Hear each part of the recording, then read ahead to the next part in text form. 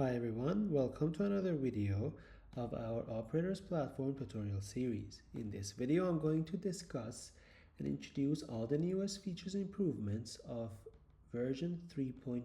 This is our latest version, which was dropped on February 18th, 2026. And for those of you who are watching today, most likely you will have access to all these mentioned features and improvements from today.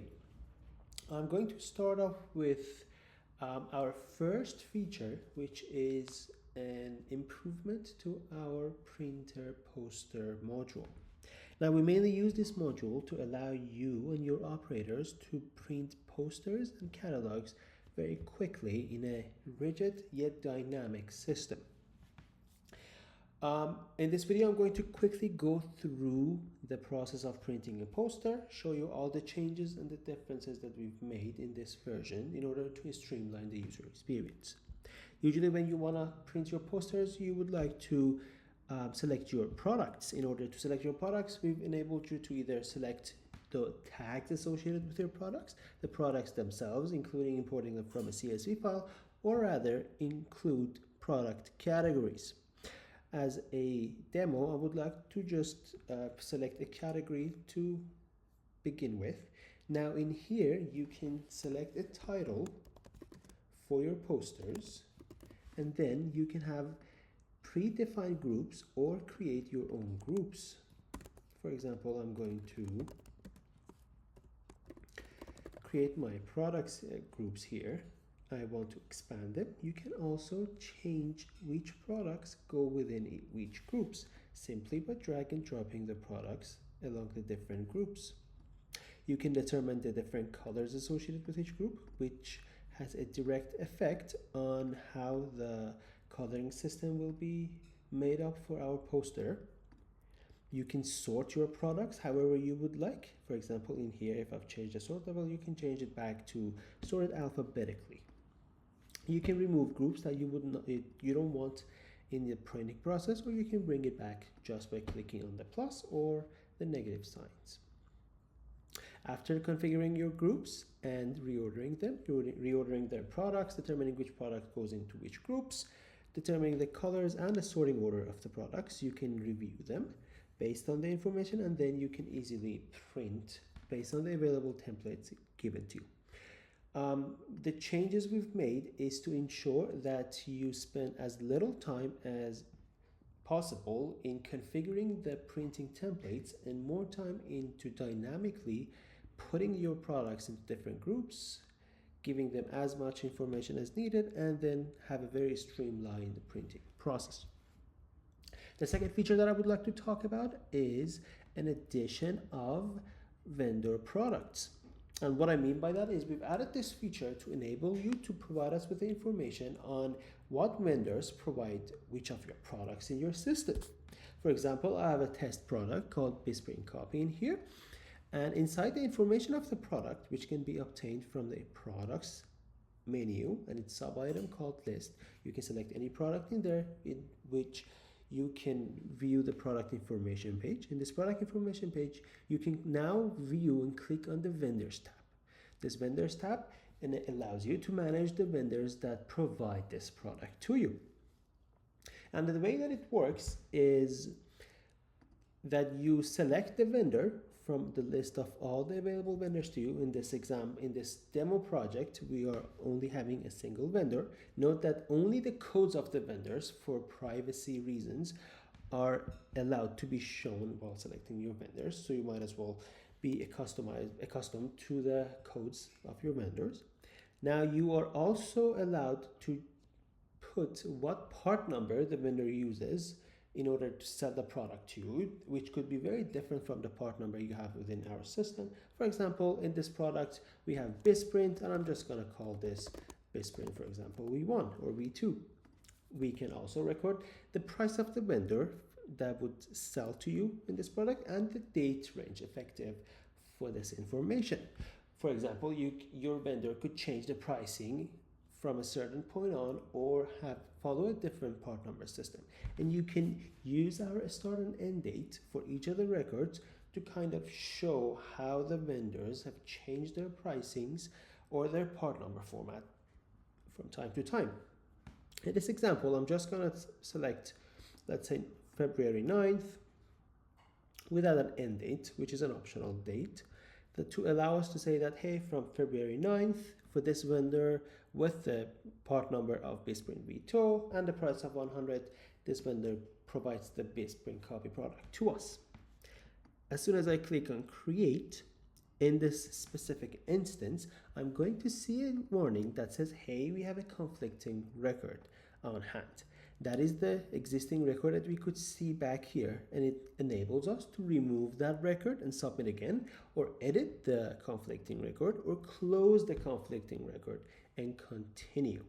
In this specific instance, I know that from February 15th, I have had this information on hand, so I'm just going to go change it to February 17th for my own record. I'm going to close the conflicting record and then select and create my own record. And what I can see here is that the one that I've just created is now currently active as the current vendor's pricing, and the one that I had is no longer active with an effective end date.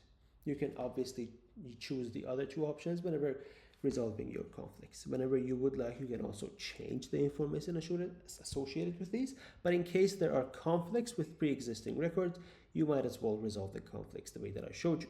You can also remove them whenever you would like.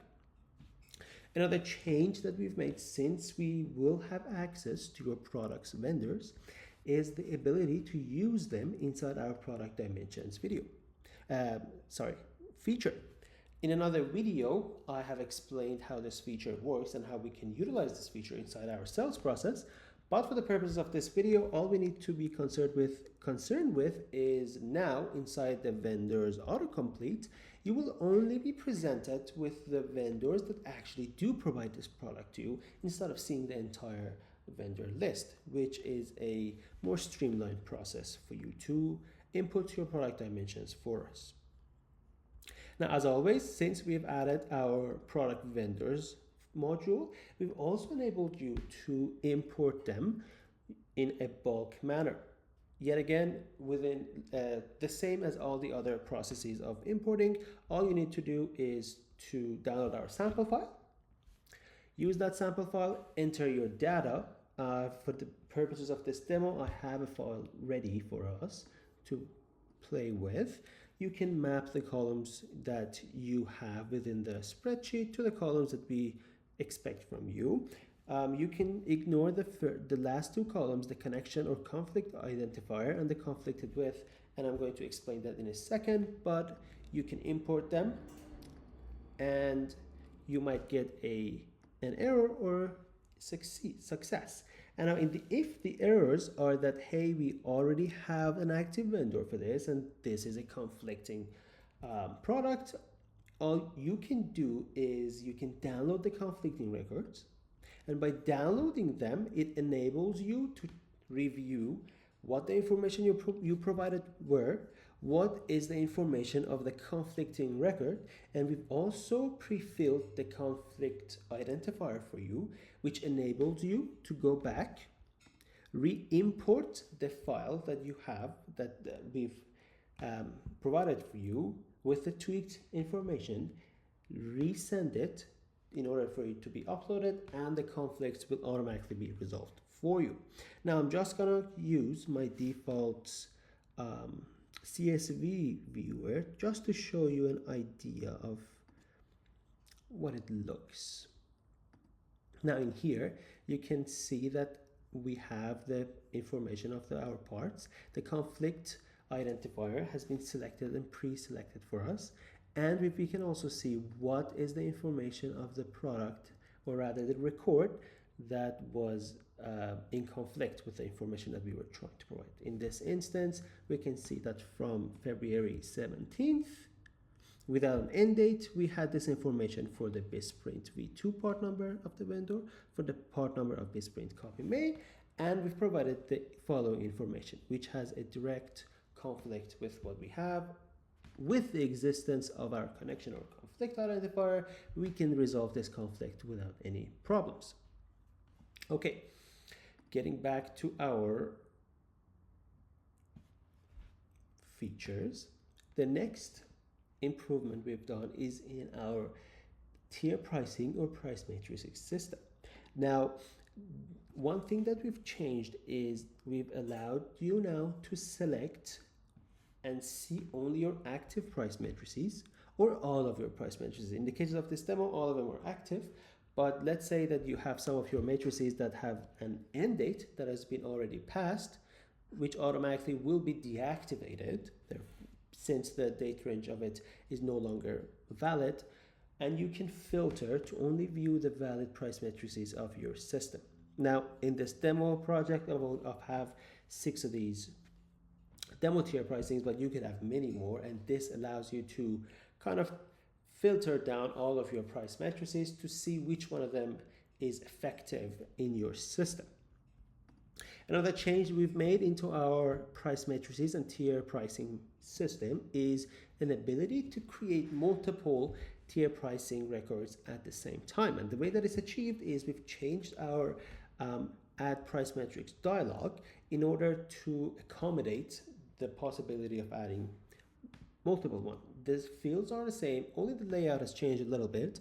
As always, we can select a modifier, sorry for that, the source of it. In this case, I'm going to increase the final price, let's say by 100%, means doubling it. Now, what am I going to target? We can target parts, categories, price levels, and the entire system. Let's select price levels for the sake of it, in which we can now see an indicator that says, hey, we can add multiple targets.